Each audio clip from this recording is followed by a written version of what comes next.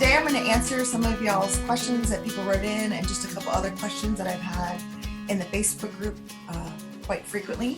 And then I wanted to talk kind of about self-care and give you a little challenge for the month, because I like to have goals and challenges and things that I'm working towards. And so if you're one of those people, stick around for that. So I hope you all are doing well. I assume most people have started their school year at this point. I know there's a couple people that were still just doing a few things to get started, and we're waiting for a couple more books, which is totally cool. There's no magic rule that says you must start by Labor Day or anything like that. So I feel like you've all kind of probably have gotten your feet a little wet with things, and so hopefully some of these questions will be questions that you might have as well, or areas that can help you as well. All right, so the first question was from Jennifer. I don't see her on here, but I think she had said she might have something. But she was talking about establishing a daily routine. And she said, so how do you establish a daily routine without stressing out?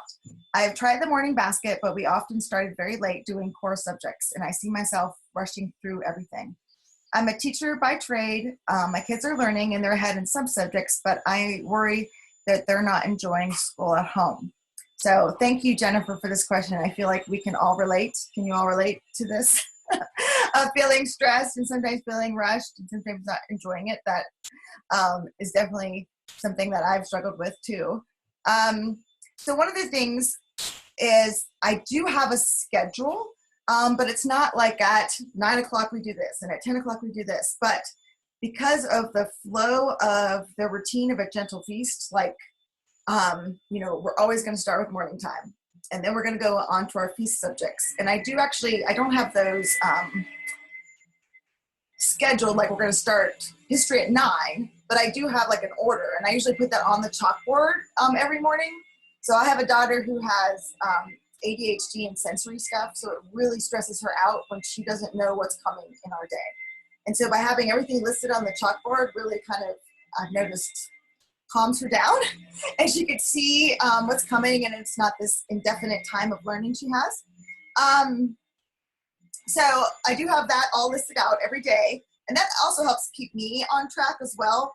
Because sometimes I can want to go off on these tangents and get totally distracted, and so I need to see what's coming as well.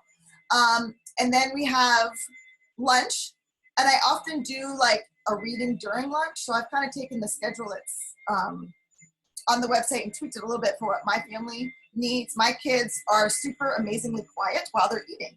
So I realized if I want to get some readings in that we're all doing together, I can do that at morning time while they're eating breakfast. I can do it during snack time.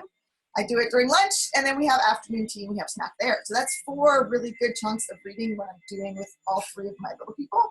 But again, take that sample schedule that's online and tweak it and make it work for you. But I do stick to that, and I do stick to the times pretty regularly. At first, we had little timers, and my Form 2 and my high schooler each have their own timers. So when they go off to do a subject, they take their timers with them. But with my little ones, we just kind of have our routine. I kind of know how long things are going to take, and so I don't really set a timer for them anymore. But that's just because we've been doing this for a while. But at first I did, make sure to keep us going throughout our day. I did have those timers, and I really do feel like it helps get through everything. So I don't feel rushed. I know we have 20 minutes for history, and at 20 minutes is over, we're going to stop, and then we'll pick up the next day.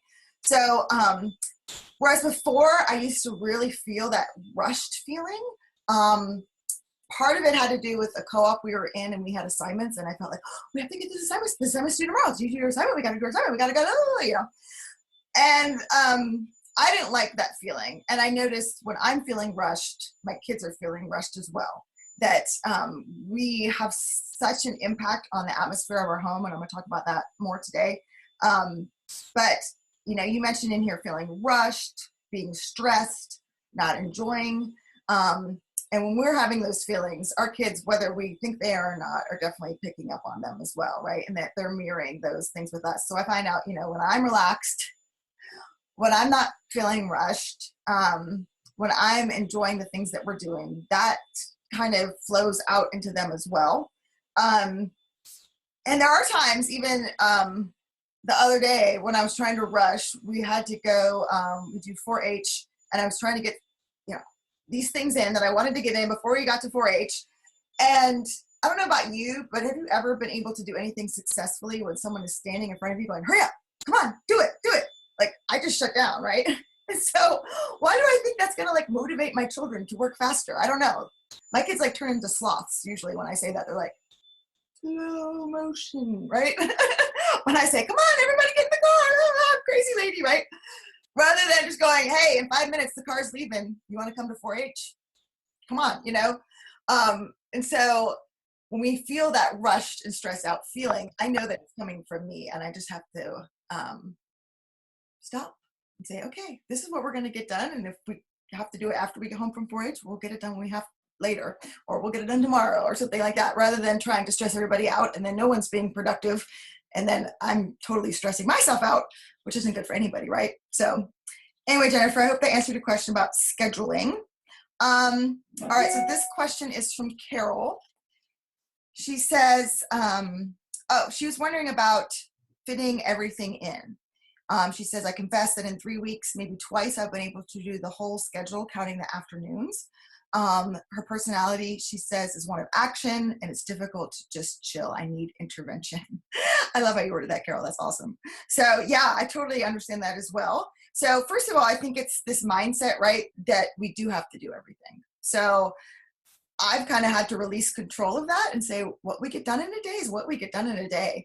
And I can focus on, oh, we didn't do XYZ today, or I can focus on the 25 things we did do today. And so that was really a paradigm shift for me, to go, okay, right, because what we focus on grows.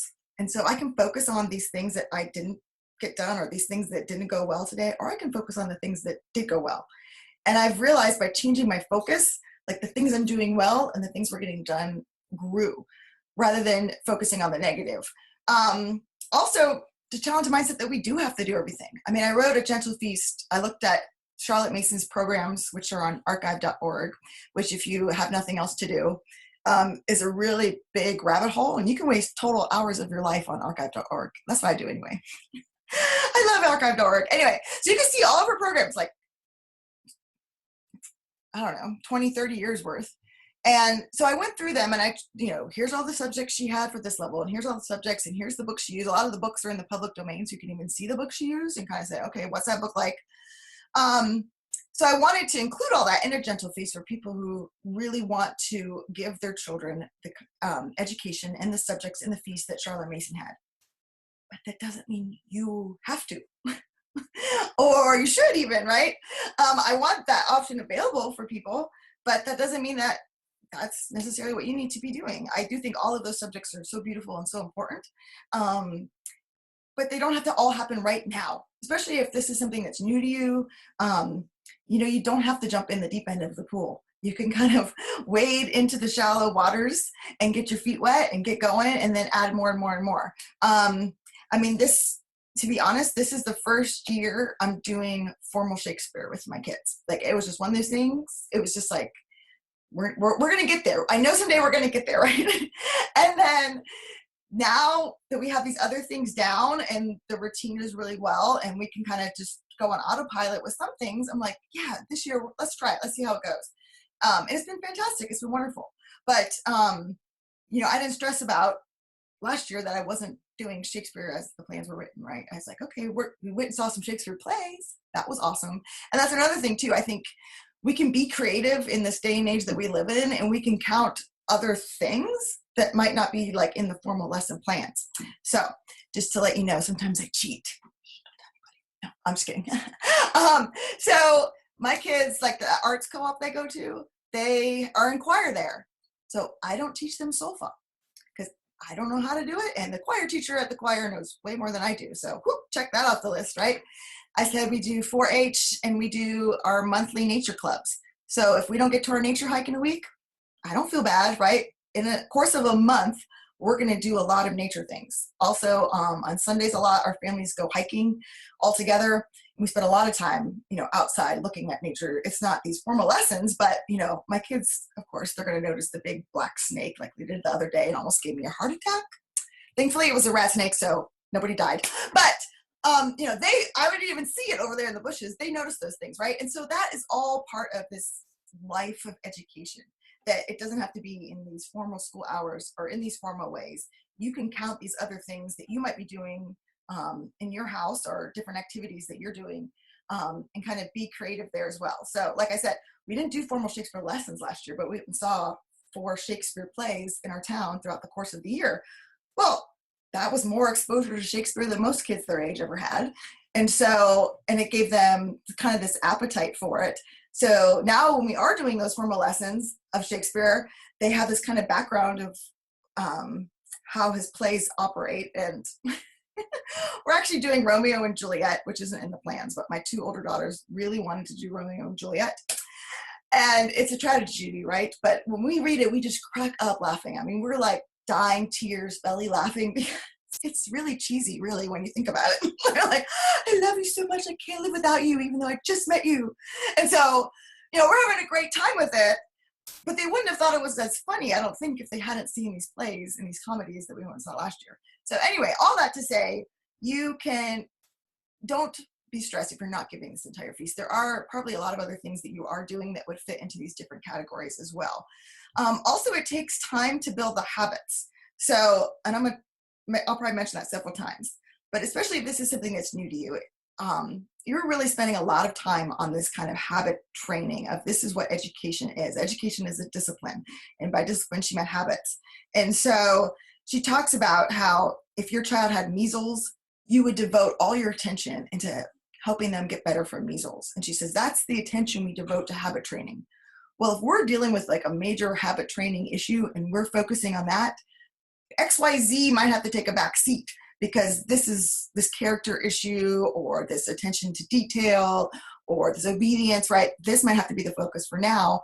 And when we focus on that and we get that habit going, well, then the other things become easier. Like she talks about how we're laying down those railroad tracks that make for smooth and easy days. So when we have those tracks down, these other things will fit into place. And it does allow us, I found personally, I can add in some more of the feast now, because we've built these habits through the years, where we wouldn't have been if I just started out right out the gate trying to cover all these things without those really great habits that she talks about.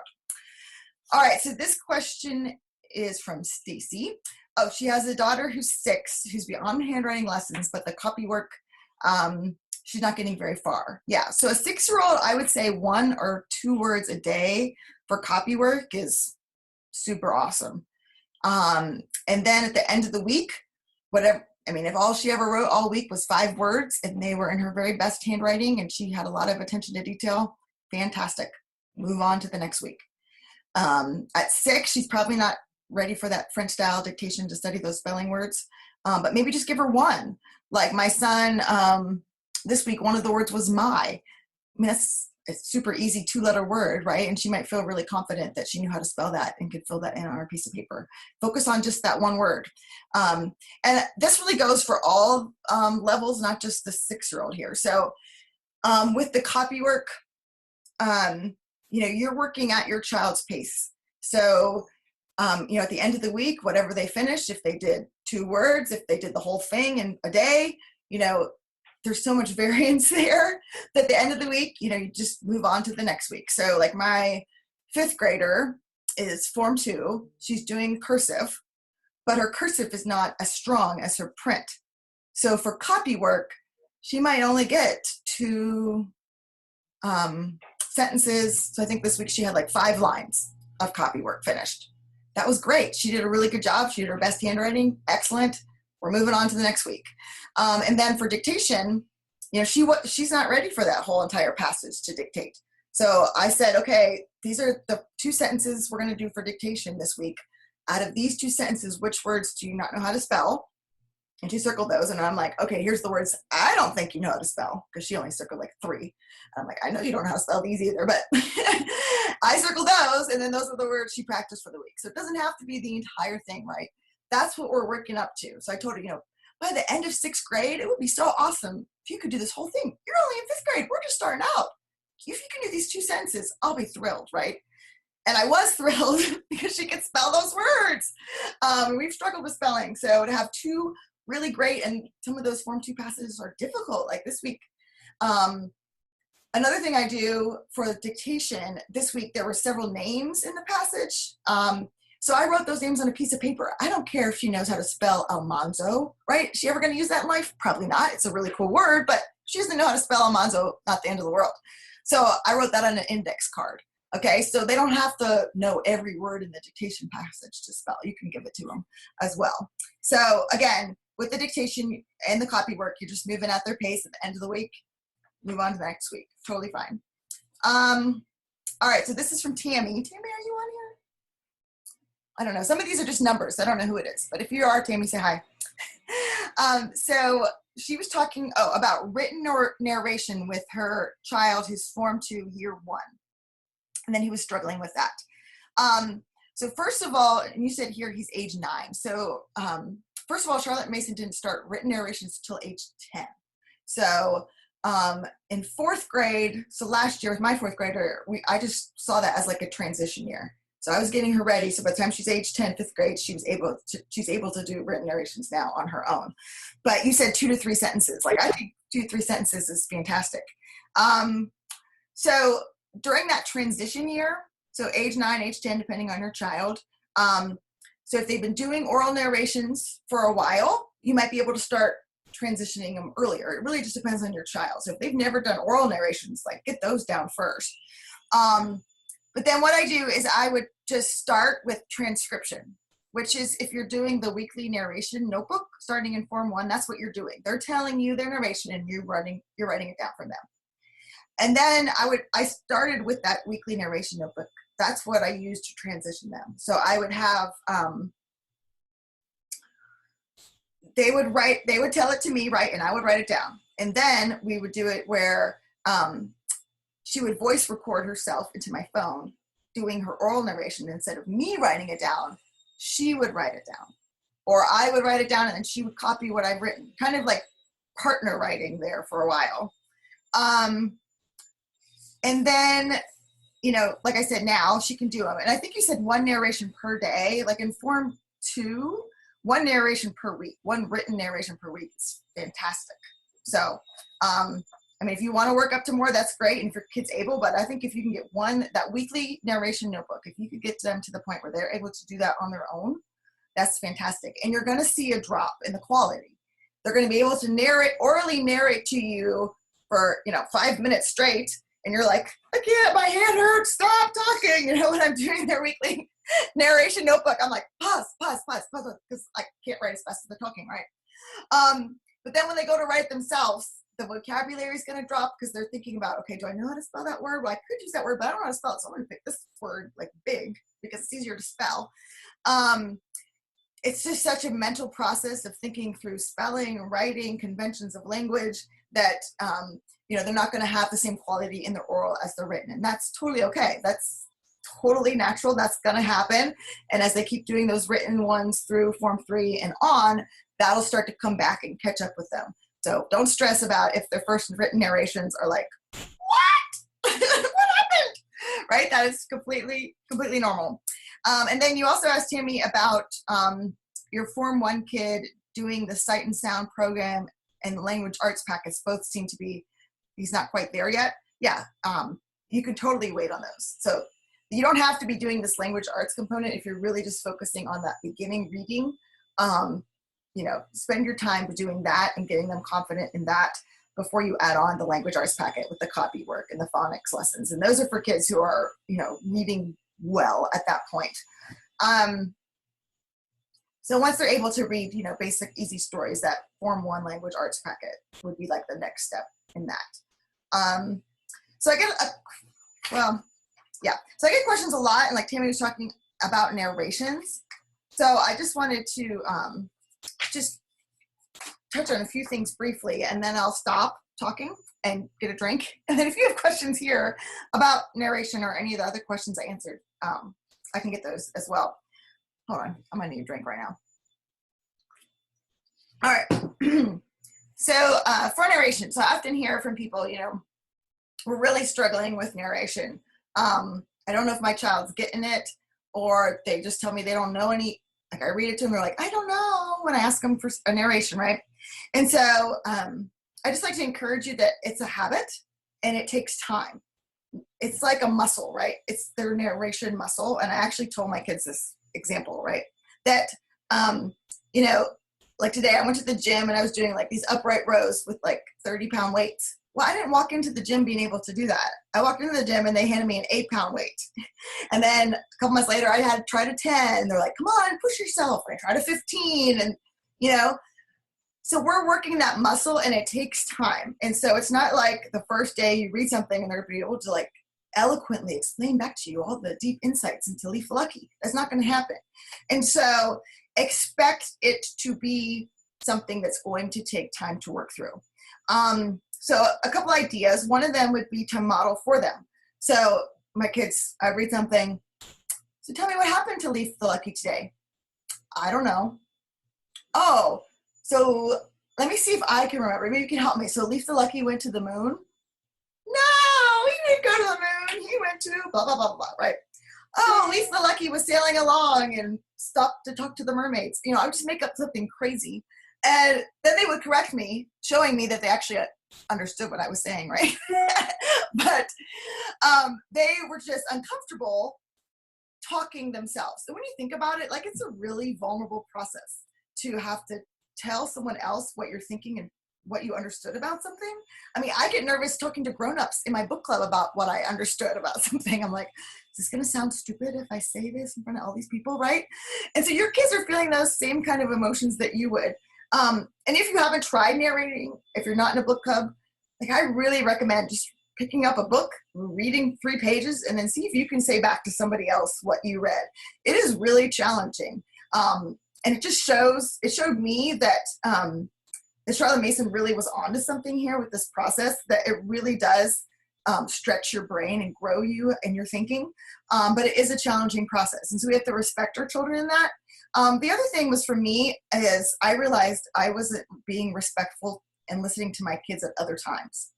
So if I wanted them to share with me their thinking about whatever it was for school, like I need to be respectful when they come in and like, hey mom, I gotta tell you something. And I'm like, okay, I got like 5 minutes, or I'll be on my phone and I'm still like looking on Instagram while they're telling me what they have to tell me. And it was really convicting for me of, wow, like if I want them to trust me, that I will listen and respect what they have to say. Like I hate it when I'm talking to like my husband and he's on the phone and he's not looking at me, right? So I need to put my phone down and respect them as people and go, oh yeah, that's great. And so really your kids are narrating all the time, I'm sure, right? They go to play at so-and-so's house, they come home, what'd you do today at so-and-so's house? Blah, blah, blah, blah, blah, blah, blah, blah, right? Or they go and see a movie without you. Oh, what happened in that movie? Blah, blah, blah, blah, right? They talk, they're used to doing that process, but when we transition it to school, especially if there's been kind of a relationship where school is stressful in the past, they're not going to want to easily narrate. My one daughter I was telling you about that has ADHD, we struggled for 6 months when she was 6 years old to get her to narrate. Every time I would read something, what happened? I don't know. I don't remember.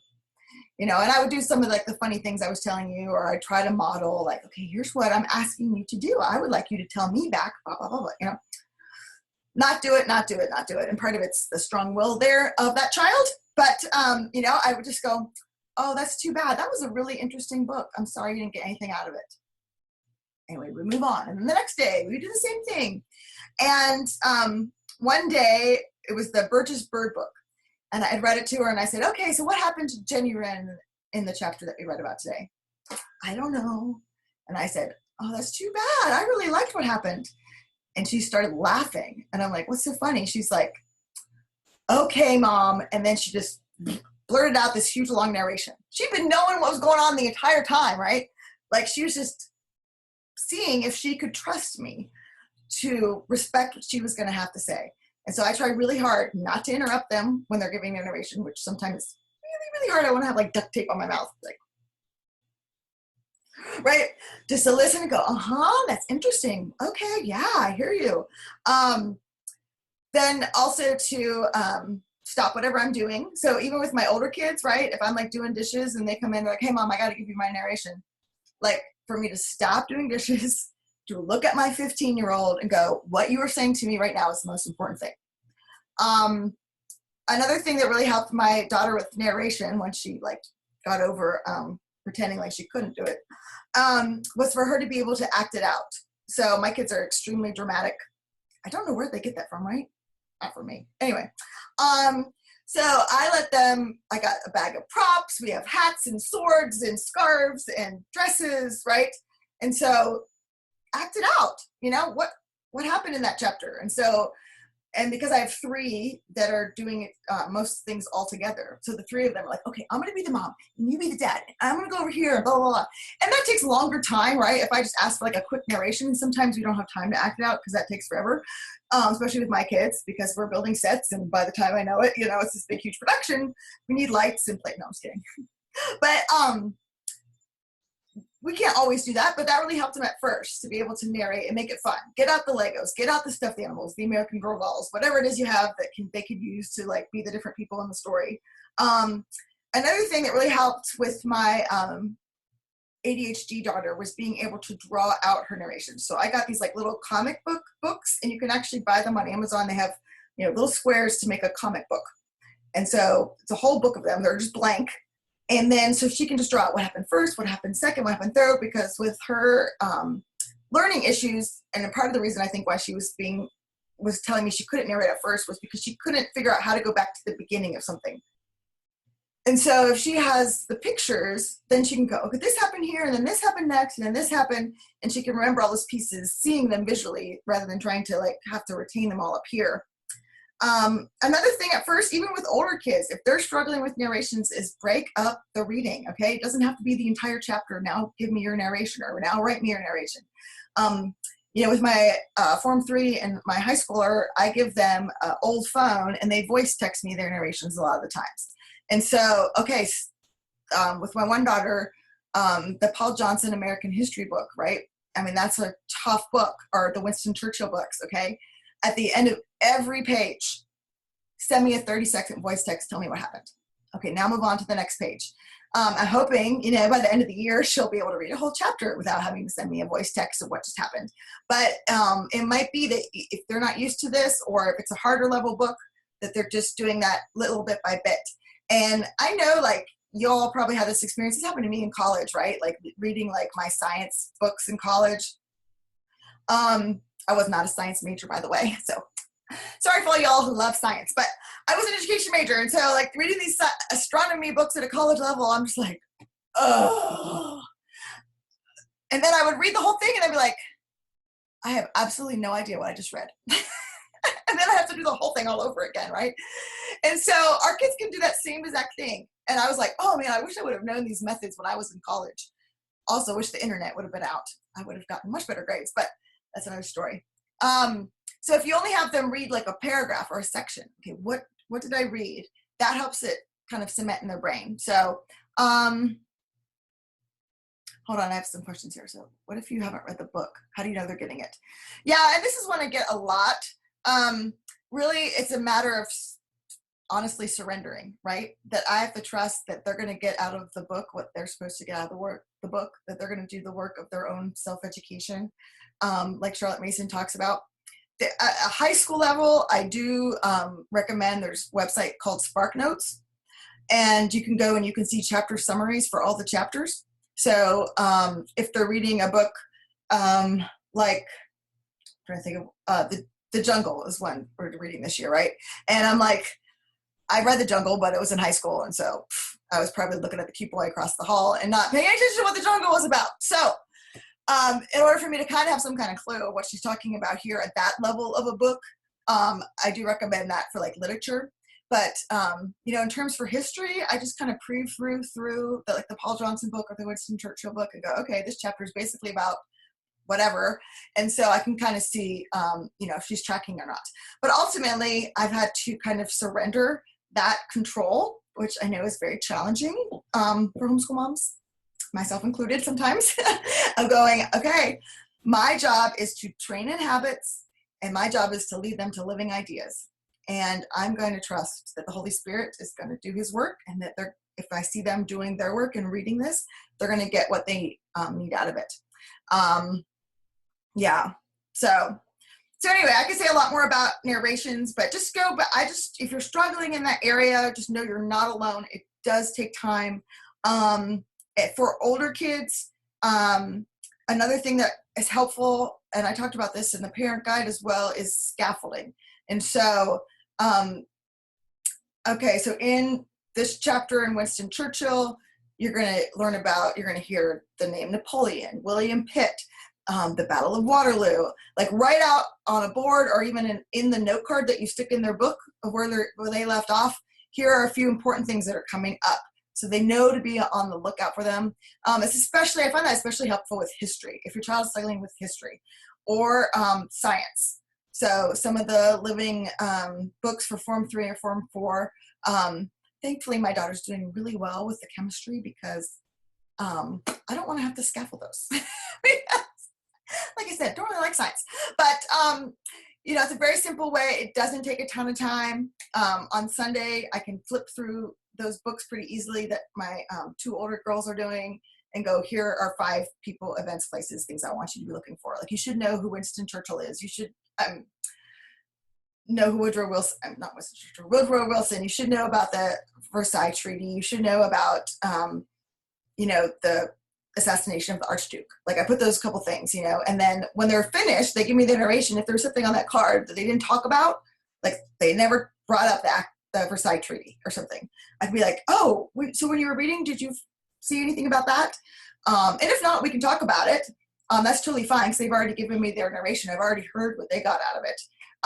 But again, Charlotte Mason talks a lot about limiting that oral teaching and instructing, but I can just say, hey, oh, by the way, what did you find out about it? And sometimes she might have just forgotten that she was supposed to be, looking for that or whatever. So yeah, I'm a fast reader too. Like, so I can read things like if I want to pre-read a chapter before they read it, I can read it pretty fast here. But sometimes, life happens too.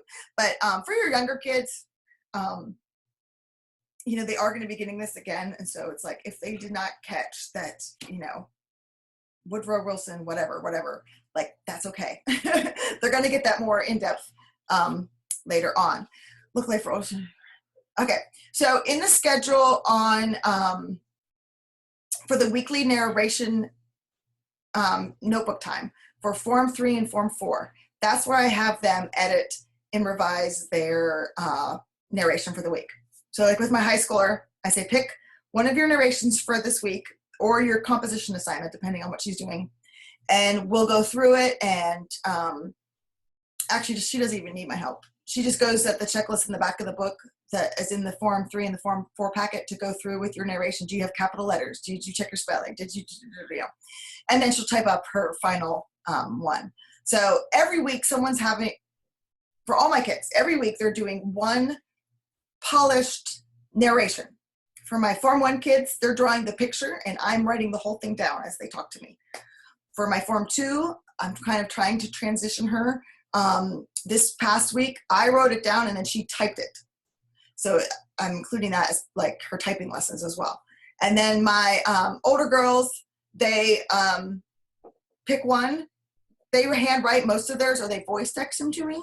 And so I say, okay, pick one, and then I want a final draft. And I actually grade that for my high schoolers, so I have transcript, but that's another conversation. So I won't go there because that will take forever.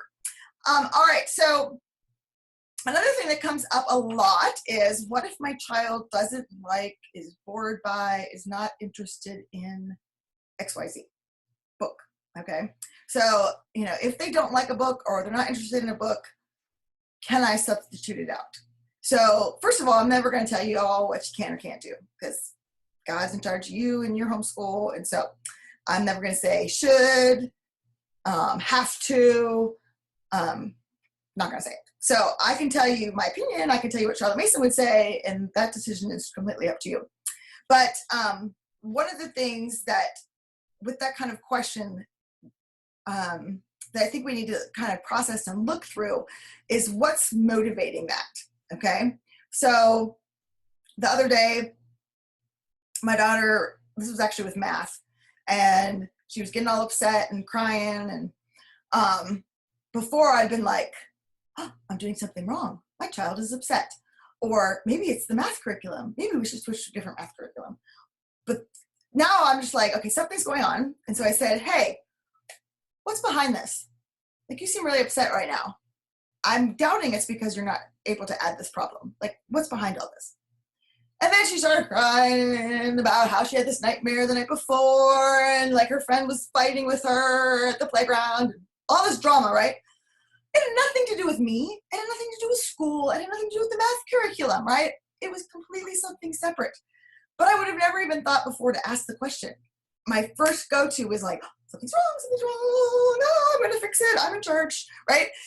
Rather go, okay, just have a conversation, right, about it. And I was able to comfort her, and we put the math away till later in the day, and everything was fine.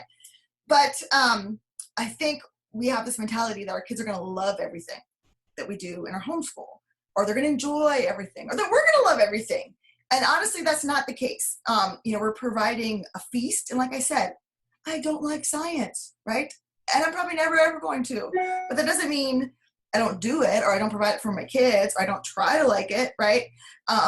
We have to realize that some things in life aren't super fun and exciting, bells and whistles, right? That doesn't mean something's wrong, is what I'm trying to say. So if there's a book that your child doesn't like, or they're not interested in it, or it's boring them, rather than go, okay, we're 3 weeks into this book, let me go try to find a substitute and just kind of, throw more money at the problem, just to take a step back and just really kind of pray and talk to your kid and kind of see what's going on about it.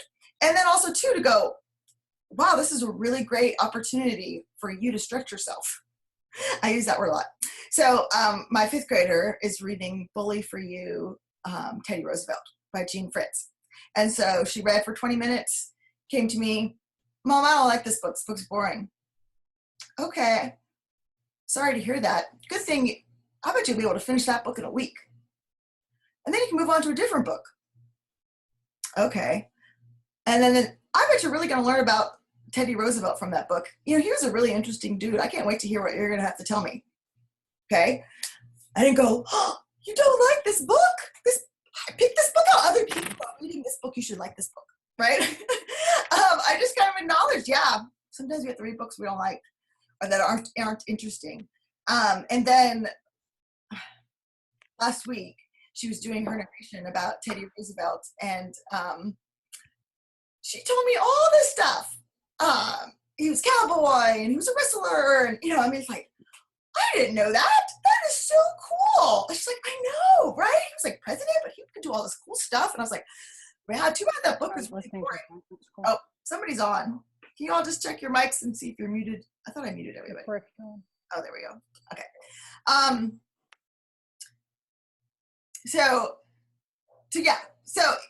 And when I said that, of course, she laughed. She goes, well, it's still not very interesting. I'm like, okay. But she read the book. She learned a lot about Teddy Roosevelt. And now this week she's on to a different book, right? So we're teaching them these really valuable lessons here of persevering sometimes. You're not going to like everything. It's kind of like food, right? Like, we're providing this feast. I'm not going to give my kids donuts every day. They love donuts, but sometimes they got to eat some broccoli too.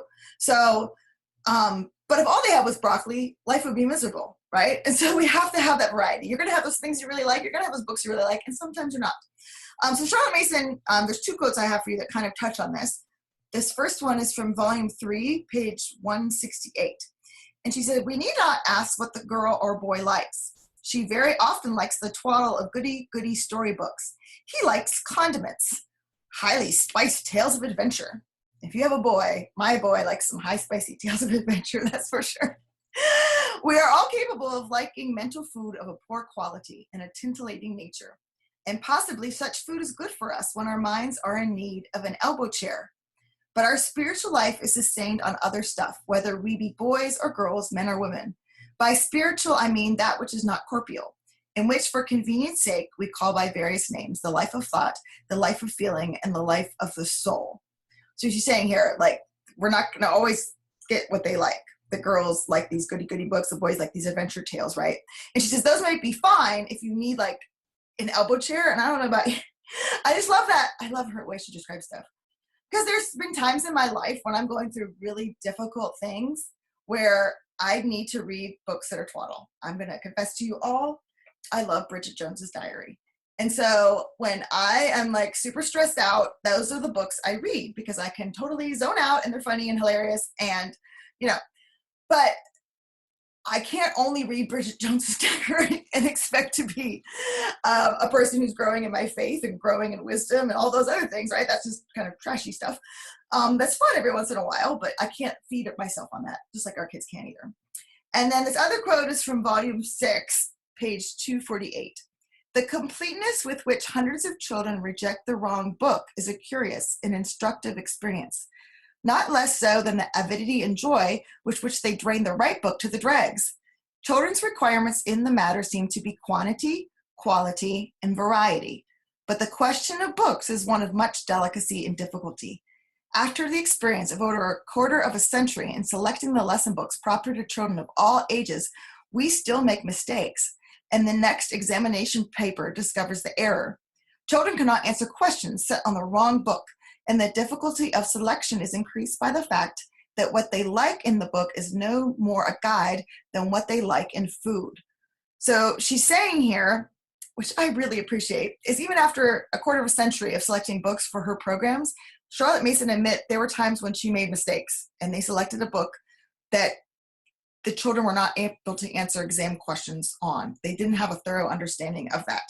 And so, you know, I did the best I could with the books I had to select for a Gentle Feast. There's all a million other books out there. And for every one book that's on the program, I probably read 5 more that I didn't use, right? But she says they didn't really realize that until they got to the end of term. So, and then she says, book selection is not driven by what they like, no more than what they like by food. So it wasn't until they got to the end of the term and they're asking them these questions that they were like, they didn't really seem to be getting what they were supposed to be getting out of that book, that she realized, well, maybe that book wasn't a good choice. So, you know, if you're 3 weeks, 5 weeks into a book, you may just need to keep going with it. You know, she's saying here, like, wait until the end of the term, then you can really make a determination. And if you've never really done her style of exams before, they might not really be able to do well. And it might not be the book. It might just be that they're still trying to learn this way as well. One of the things I would do, though, is if your child, you know, says they don't like a book, you could do like what I did with my daughter and just kind of tell her this is life experience here. But you could also help get them enthusiastic about it. You could, you know, read some of it to them. Okay, I'll read the first chapter to you and talk about it. Or, well, you know, I read the next chapter in that book that you're not really interested. Oh my goodness, I could not put it down. Let me tell you, there were so many, I can't wait to hear what you're going to tell me about it. And then I could share with you what I learned from it, right? Just to kind of build up some enthusiasm. And again, like I said, there's going to be books that you're not enthusiastic about either.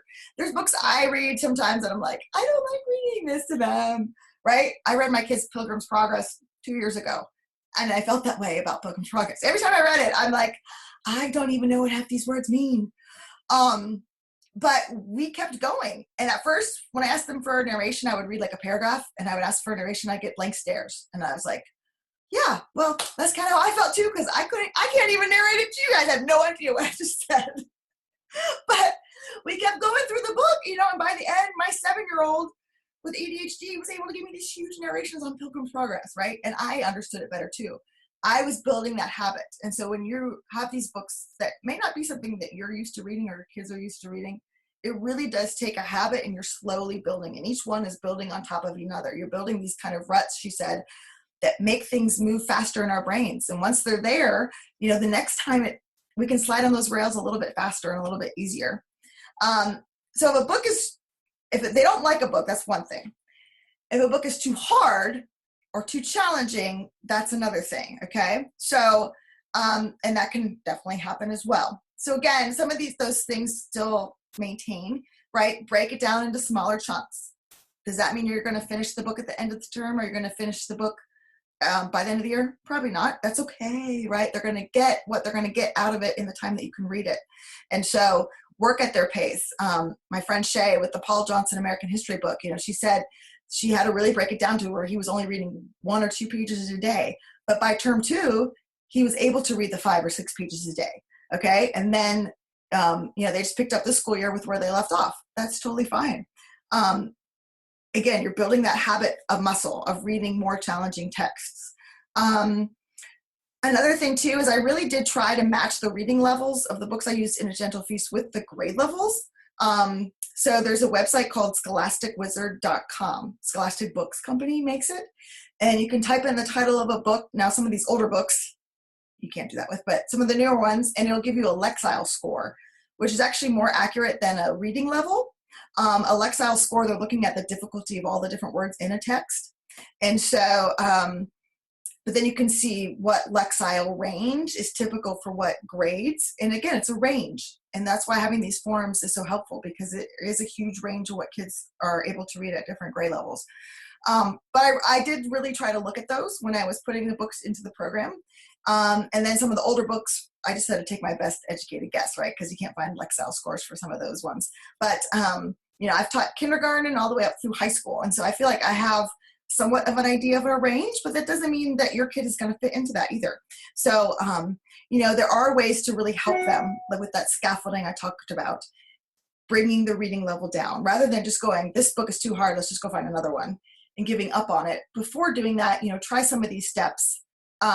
It's Scholastic Book Wizard, Tammy. Maybe someone could type that in. Scholasticbookwizard.com. So just real fast, I want to tell you a story about a difficult book. So, let's see, was this last year? No, 2 years ago, my 6-year-old, I wanted her to read a book called Sam the Minuteman. It's one of those little I can read books about the American Revolutionary War. And I knew she could read it. Okay. And so we pulled out the book. I can't read that book. This book is too hard. I can't do this. And I'm like, yes, you can. I said, why don't we take turns? I'll read the first page, then you can read the next page, and we can take turns reading pages. I don't want to read this. I mean, full-blown temper tantrum here, people. On the floor, kicking, screaming, crying about Sam the Minuteman. So anyway, I said, okay, I can see that it doesn't seem like you really want to read this book, but it's really good. So I'm going to read the book to you today.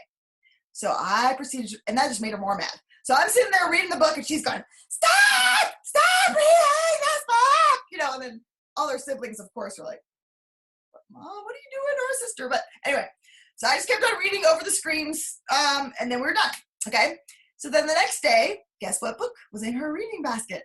Sam the Minuteman. I told you I don't want to read this book. And I was like, that's fine. I'll read it to you again today. So the second day I sat down, I read it to her. She was calm this time, so she was actually listening to me read the book. Then day 3, Sam the Minuteman came out. I don't want to read this book. And I said, remember, Mommy said we could read it together. How about I read a page and you read a page? So I read the first page. She read the second page. I start reading the third page, and she goes, you know what, Mom? I don't need you to read this. I'll just read it myself. I said, oh, okay, that sounds great. So then she proceeded to read the whole entire book to me. No problem, right? At the end of the term, we have like a little party where we celebrate what we've learned that term, and I always have my kids pick their favorite book, and then they get up and they share it with the rest of the family. This is my favorite book because blah, blah. Guess what book she chose? That's right, Sam the Minuteman. I almost fell out of my chair. I was like, you've got to be kidding, right? I thought like DSS was going to come to our house because our neighbors were going to call the police because we were screaming about this book, right? And so, I mean, it was a very simple book. It's a very simple, silly story. And I mean, I'm kind of embarrassed that my kid was throwing this big of a temper tantrum, but I knew she could do it, right? And I knew once she realized she could read a book like that, then she could read a whole bunch of other things too. It was getting her over those simple, like easy little books that we had been working on to start reading these beginning chapter books and kind of take her to that next level. But sometimes when we're going up to the next level, like it's no fun, right? Like today at the gym, my coach came up to me. He's like, you can run 8 on the treadmill. And I'm like, no, I can't. It's like, yes, you can. He's like pushing the little thingies up on my treadmill. But you know what? I ran for 30 seconds at level 8, which some of you, that's probably very sad. But for me, that was super awesome. And I couldn't have done that if my coach wasn't telling me that I can do it, because I didn't believe that I could. And I wanted to get off that treadmill and throw a little baby temper tantrum and tell him that I couldn't do it. And I'm 41 years old, right? So why would I expect my 6-year-old not to want to feel that way either? And so I really feel like sometimes we need to realize, like, we're with our kids and we're going to coach them and go, you know what? I realize this book is really challenging for you. I really think you can do it. I believe in you, and I want to help you get to that next level. And I want you to see that you can do it too. So instead of reading 5 pages, we're just going to read 1 page today. Or here's the things I want you to look for. Or, you know, I can help read it to you, or you can read some. You know, there's different things that you can do just to show them that you are on their same team and that you guys are going to do this together.